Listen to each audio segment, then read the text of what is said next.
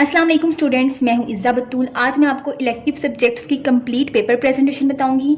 इसमें मैं आपको साइंस सब्जेक्ट्स जो इंग्लिश लैंग्वेज में हैं और अगर आपका कोई भी इलेक्टिव सब्जेक्ट जो इंग्लिश लैंग्वेज में है उसके लिए पेपर प्रेजेंटेशन बताई जाएगी। तो वीडियो स्टार्ट करने से पहले मेरी आपसे छोटी सी रिक्वेस्ट है कि मैंने अपना एक व्लॉगिंग चैनल बनाया है जिसमें मैं अपने हिजाब ट्यूटोरियल और बहुत से व्लॉग्स अपलोड करूँगी। और जो मेरा मेन चैनल है जिसका नाम इज़्ज़ा बतूल है, उसके बिहाइंड द सीन भी इंशाल्लाह उस चैनल पे अपलोड किए जाएंगे। तो उसका लिंक मैं डिस्क्रिप्शन में दे देती हूँ। उस चैनल का नाम है life with Izza and Hasan और इंशाल्लाह बहुत जल्द उस चैनल पे पहली वीडियो का आगाज़ किया जाएगा। तो मेरी छोटी सी रिक्वेस्ट है कि आप लोग पहले उस चैनल को सब्सक्राइब कर दें। बहुत बहुत शुक्रिया। पेपर स्टार्ट करने से पहले सबसे पहले आप लोगों ने लगानी होती है मार्जिन लाइंस। मैंने यहाँ पे मार्जिन लाइंस इसलिए नहीं लगाई क्योंकि वो ऑलरेडी लगी हुई थी। अगर आपके पेपर में मार्जिन लाइंस नहीं लगी तो आप लोग मार्जिन लाइंस लगाएंगे। मार्जिन लाइंस लगाने के लिए अपने मार्कर को डबल कट कर लेना है। वो कट करना बहुत आसान है, उसकी डिटेल से वीडियो चैनल पे मौजूद है, इसलिए हम यहाँ पे वक्त ज़ाया नहीं करते। अच्छा, यहाँ पे जो मैंने पेपर प्रेजेंटेशन की है इसको आपने अच्छी तरह फोकस करना है, राइटिंग पे फोकस नहीं करना। अगर किसी स्टूडेंट की इस तरह की राइटिंग नहीं है तो वो बिल्कुल परेशान ना हो, वो सिर्फ नीट एंड क्लीन लिखे और अपनी प्रेजेंटेशन को बेस्ट करें। अब मेरी राइटिंग ऐसी थी तो मैंने ऐसा लिखा है। अब इसका मतलब ये नहीं है कि आप लोगों की भी सेम इस तरह की राइटिंग होनी चाहिए और इस तरह की राइटिंग होगी तो आपको मार्क्स मिलेंगे।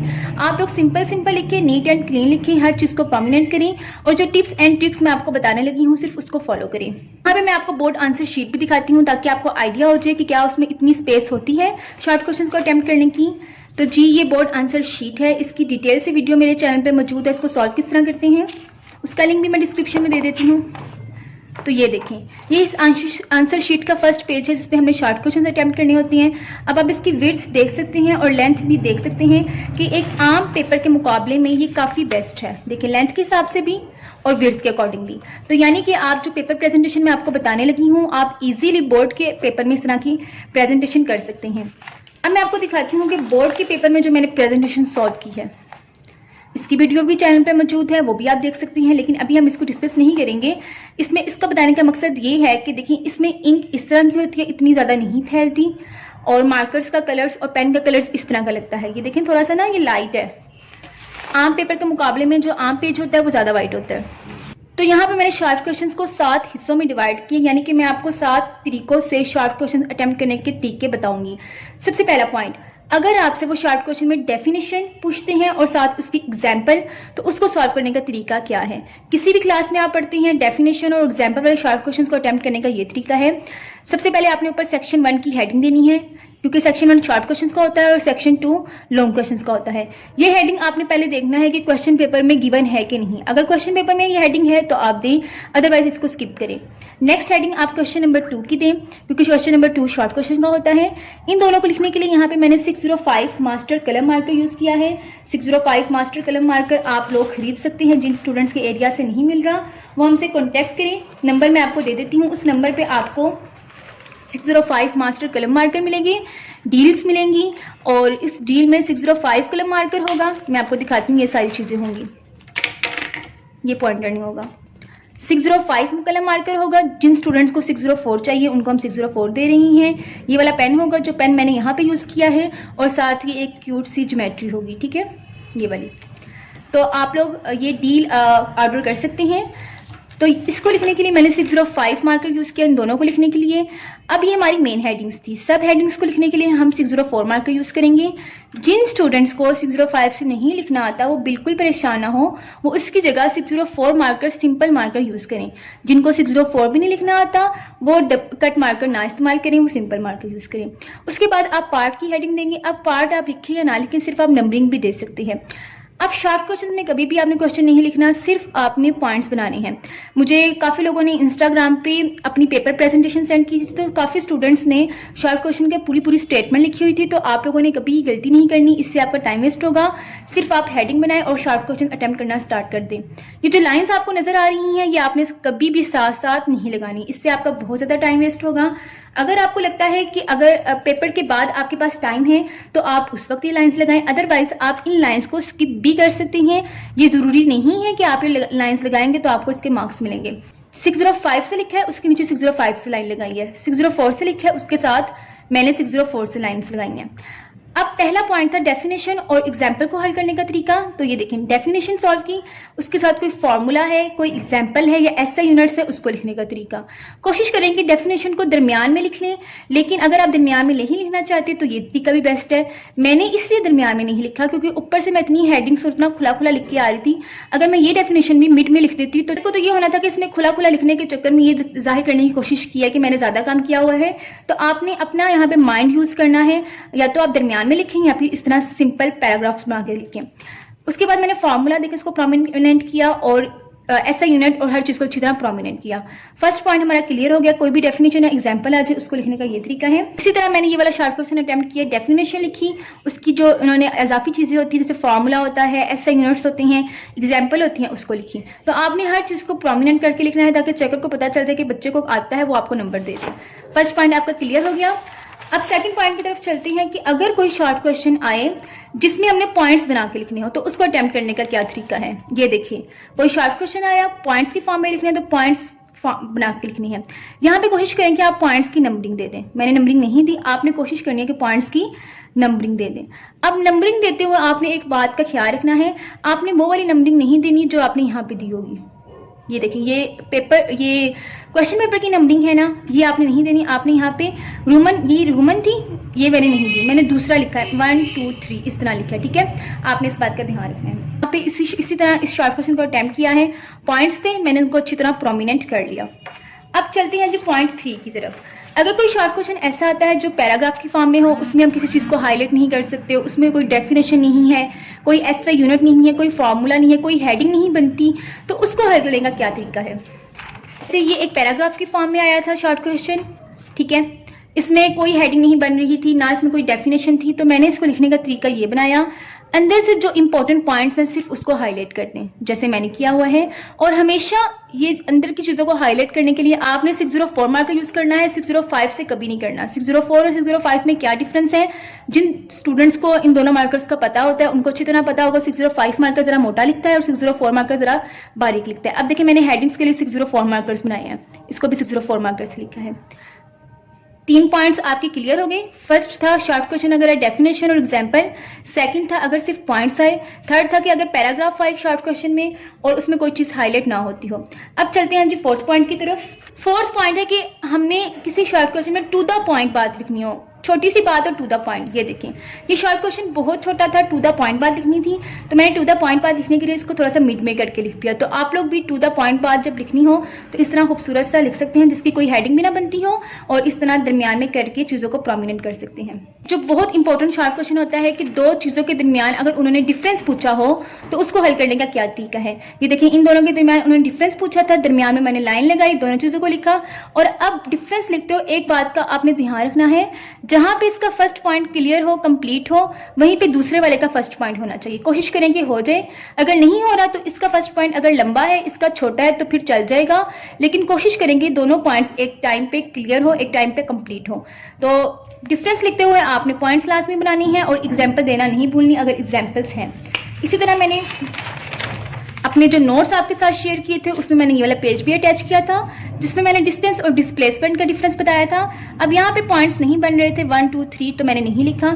अगर बनते हैं तो आप लोग लिखें डेफिनेशन, फॉर्मूला, और इस तरह मैंने डायग्राम बना के प्रोमिनेंट करके एग्जाम्पल दे दी। तो डिफरेंस लिखने का ये तरीका है। कभी भी डिफरेंस को लाइंस लगाए बगैर ना लिखें, टेबल बना के हमेशा आपने डिफरेंस लिखना है। अब चलते हैं जी बहुत ही इंपॉर्टेंट क्वेश्चन की तरफ कि अगर हमसे उन्होंने कोई रिएक्शन पूछा है, कोई इक्वेशन पूछी है, उसको हल करने का क्या तरीका है। ये ज़्यादातर केमिस्ट्री में ऐसे क्वेश्चन आते हैं। तो रिएक्शन लिखते हुए आपने थोड़ा सा रिएक्शन के बारे में लाजमी बताना है और फिर रिएक्शन लिखना है। थोड़ा सा रिएक्शन के बारे में बताया, रिएक्शन लिखते हुए आपको 604 मार्कर है, आप उससे लिखें 604 मार्कर से। कभी भी रिएक्शन को 605 मार्कर से ना लिखे, वो बहुत ही गंदा काम लगेगा और खिचड़ी सी बन जाएगी। और अगर आप पेन से भी लिख लेते हैं वो भी ठीक है, लेकिन मैं आपको मशवरा दूंगी प्रोमिनेंट करने के लिए, क्योंकि इतना सा शॉर्ट क्वेश्चन था, वो एक ही लाइन में कंप्लीट हो जाना था। उसको जरा मैंने लेंथी करने के लिए 604 मार्कर से लिखा है। अब चलते हैं जी सबसे इंपॉर्टेंट की तरफ कि अगर केमिस्ट्री में इस तरह के रिएक्शंस आ जाएं जो ज़्यादा हो, क्या उनको भी हम 604 मार्कर से लिखें? तो नहीं। अगर रिएक्शन 3 से 4 लाइन्स के हो तो उनको लिखने के लिए मैंने यहाँ पे ब्लैक पॉइंटर इस्तेमाल किया है। ये बात सुन ले, बोर्ड में आप पॉइंटर भी यूज़ कर सकते हैं, पेन भी यूज़ कर सकते हैं, बॉल पेन भी यूज़ कर सकते हैं। बस आपने ये तसल्ली करनी है कि क्या आपके एरिया में, क्या आपके बोर्ड में ब्लैक अलाउ है कि नहीं। हमारे गुजरांवाला बोर्ड में ब्लैक अलाउ होता है, इसलिए मैं ब्लैक मार्कर यूज़ करती हूँ। मैंने मैट्रिक में भी यूज़ किया था, फर्स्ट ईयर सेकंड ईयर में भी यूज़ किया था। देखिए रिएक्शन का लेंथी था, उसको लिखने के लिए मैंने पॉइंटर यूज़ किया। अब चलते हैं जी लास्ट शॉर्ट क्वेश्चन की तरफ। अगर शॉर्ट क्वेश्चन में हमसे स्ट्रक्चर्स पूछते हैं, ये ज़्यादातर ऑर्गेनिक केमिस्ट्री में हमसे पूछते हैं, तो स्ट्रक्चर को अटेम्प्ट करने का ये तरीका है कि आप या तो पेन से लिख लें या आप 604 मार्कर से। देखिए कितना खूबसूरत और नीट एंड क्लीन काम लग रहा है। तो ये होगी सिंपल पेपर प्रेजेंटेशन, जिसमें मैंने ज़्यादातर 604 मार्कर से हेडिंग्स दी हैं। अब बात करते हैं जो स्टूडेंट्स सारा काम कर चुके हैं और उनको लगता है कि उनको 605 मार्कर से ज़्यादा बेस्ट लिखना आता है, तो उनके लिए ये वाली प्रेजेंटेशन है। देखिए ये 605 से लिखा है, ये 605 से लिखा है, यानी कि शॉर्ट क्वेश्चन की हेडिंग बनाने के लिए मैंने 605 मार्कर यूज़ किया है और यहाँ पर शॉर्ट क्वेश्चन की हेडिंग्स बनाने के लिए 604 यूज़ किया था। तो ये वाली प्रेजेंटेशन कॉलेज लेवल के लिए है, वो हमेशा कोशिश करेंगे वो 605 यूज़ करें, और ये वाली प्रेजेंटेशन कॉलेज लेवल के लिए भी है और स्कूल लेवल के लिए भी है। लेकिन मेरा मशवरा ये है, अगर आपको लगे कि आपके पास गिवन टाइम है और उस गिवन टाइम में आप इजीली पेपर को अरेंज कर सकते हैं, मैनेज कर सकते हैं और स्पेस भी है आपके पास, तो आप इस तरह की प्रेजेंटेशन भी कर सकते हैं।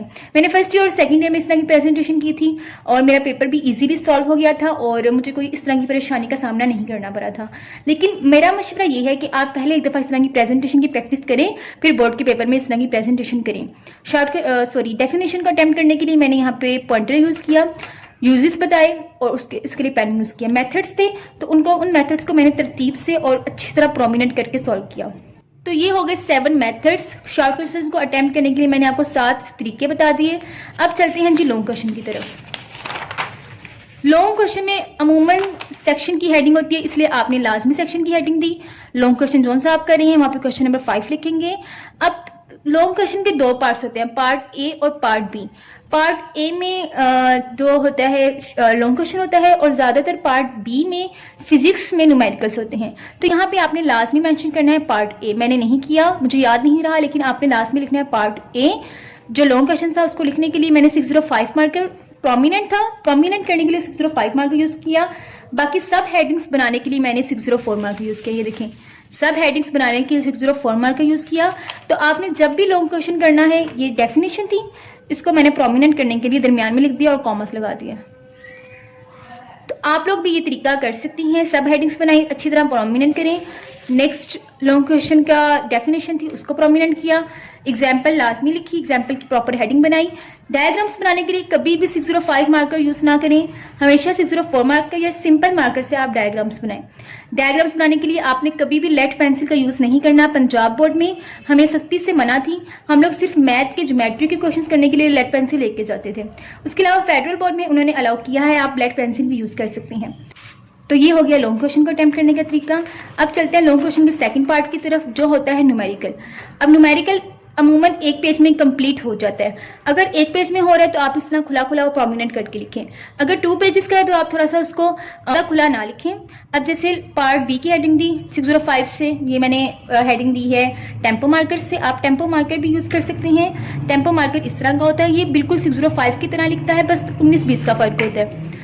तो ब्लैक ब्लू हेडिंग दी, ब्लैक से लिखा डेटा, जो चीज़ फाइंड करने इसको प्रोमिनेंट किया। सोल्यूशन में जो फार्मूला है, हमेशा फार्मूले को आपने लाजमी प्रोमिनेंट करके लिखना है, ताकि चेकर आपका बाकी काम चेक करने की बजाय बस फार्मूला देखे, बच्चे ने ठीक लिखा, आंसर देखे, वो आपको मार्क्स दे दे। आंसर भी आपने बॉक्स में बना के लिखना है। ये बॉक्स आपने उस टाइम बनाना है जब आपका पेपर सॉल्व हो जाए। मार्जिन लाइन्स आप साथ साथ लगा लीजिएगा और ये जो चीज़ों को अंडरलाइन करना है ये आपने पेपर के बाद करना है। तो ये हो गया तरीका इलेक्टिव सब्जेक्ट्स की प्रेजेंटेशन का। अब जो स्टूडेंट्स फ्री बैठे हुए हैं, खासतौर पर 9th क्लास के स्टूडेंट्स, जिनको नहीं पता उनके एग्जाम्स कब होंगे और उनको इन दिनों क्या करना चाहिए, तो प्लीज़ अपनी राइटिंग को, अपनी प्रेजेंटेशन को बेस्ट बना लें। जो स्टूडेंट्स मेरे साथ साथ राइटिंग सीख रहे हैं मेरे चैनल पे, अब अल्हम्दुलिल्लाह माशाल्लाह उनकी राइटिंग ऐसी हो चुकी है। ये राइटिंग मेरी अपनी है, लेकिन मैंने स्टूडेंट्स का वर्क चेक किया है इंस्टाग्राम पे, काफ़ी बच्चों ने मुझे अपना काम सेंड किया है, तो उनकी राइटिंग ऑलमोस्ट ऐसी हो चुकी है। ये 604 से लिखा है, ये 605 से लिखा है, ये डबल कटेड 605 मार्कर से लिखा है। तो आप लोग अपना टाइम वेस्ट ना करें, इस टाइम में इस राइटिंग को खूबसूरत बनाएं। अभी मैंने कोटेशंस लिखने का तरीका बताया है। अब इंग्लिश में अगर आपने कोई शॉर्ट स्टोरी लिखनी है तो उसमें आप कोटेशन फिर इस तरह लिखेंगे। अब तो खैर इंग्लिश ख़त्म ही हो गई है, इंग्लिश का पेपर नहीं हो रहा, लेकिन अगर आपके पास टाइम है, आपको लगता है कि आपकी सब्जेक्ट्स की सारी तैयारी कंप्लीट है, इस फारिग वक्त में आप लोग क्या करें, तो अपना टाइम वेस्ट ना करें, कोई इंग्लिश स्पोकन कोर्स कर लें, इंग्लिश की ग्रामर सीख लें जो आपकी नेक्स्ट क्लास में आपके काम आए, या फिर आप राइटिंग को बेहतर बनाएं और अपनी राइटिंग और पेपर प्रेजेंटेशन की तस्वीरें मुझे इंस्टाग्राम पे सेंड करें। इंस्टाग्राम का जो चैनल है, इंस्टाग्राम का जो अकाउंट है उसका लिंक मैं डिस्क्रिप्शन में देती हूँ, आप मुझे वहाँ फॉलो कर सकती हैं। उसके अलावा मैं आपको इंस्टाग्राम पे अपनी डेली रूटीन के हवाले से भी अपडेट करती रहती हूँ स्टोरीज लगा के, और मेरे सेकंड चैनल का लिंक भी डिस्क्रिप्शन में मौजूद है, आप लोग वहाँ पे मुझे सब्सक्राइब करें। इंशाल्लाह वहाँ पे मैं व्लॉग्स अपलोड करूँगी और इस मेन चैनल के बिहाइंड द सीन जो रिकॉर्डिंग है मैंने रिकॉर्ड की हुई है, इंशाल्लाह मैं आपके साथ वो सब शेयर करूँगी। तो आज के लिए इतना ही। उम्मीद करती हूँ आपको इलेक्टिव सब्जेक्ट्स की प्रेजेंटेशन पसंद आई होगी। मैथ की कंप्लीट पेपर प्रेजेंटेशन की 2 वीडियोस हैं ऑलरेडी मेरे चैनल पे मौजूद हैं। एक वीडियो में मैंने शॉर्ट क्वेश्चन अटेम्प्ट की हैं, दूसरी वीडियो में मैंने कंप्लीट 9th क्लास की मैथ का पेपर सॉल्व किया है। लेकिन वही paper presentation 9, 10, first year, second year सब हर क्लास के लिए है, क्योंकि पेपर अटेम्प्ट करने का तरीका एक ही रहता है। तो उसका लिंक भी मैं डिस्क्रिप्शन में देती हूँ, आप लोग प्लीज़ एक दफ़ा उसको विजिट करें। नेक्स्ट वीडियो किस टॉपिक से रिलेटेड होनी चाहिए मुझे कॉमेंट करके बताएं। अपना ढेर सारा ख्याल रखें, दुआओं में याद रखें। अल्लाह हाफिज़।